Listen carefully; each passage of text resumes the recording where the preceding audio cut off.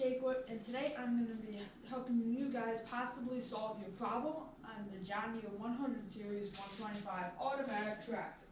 So when my dad came out, we had about 3-4 inches of snow on the driveway, and he wanted a snowblower because that'd be a lot to shovel. Anyways, so he ended up having to use it as a plow because the tension of the belt is not right. It is very loose and it didn't catch.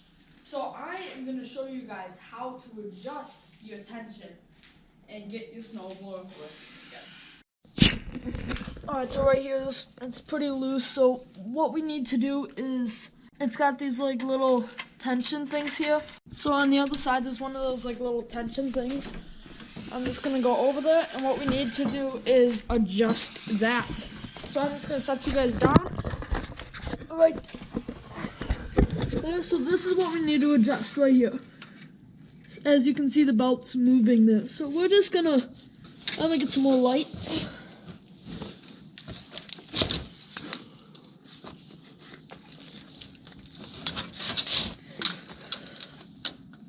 Just going to clip that on. Alright. So what we're going to do is we're gonna loosen this up right here, and we're just gonna work. We need to take this pin out right here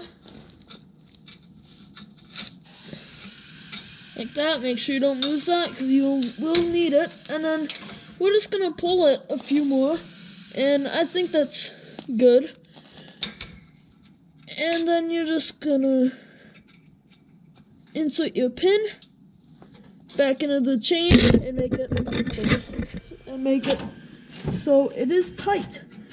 So there we go. That should solve our problem. I'm just gonna wrap that around like that, do something like that so that it doesn't fall out. But that should solve the problem. So thank you guys so much for watching this video, and I really hope this guys helped you get your snowblower working again.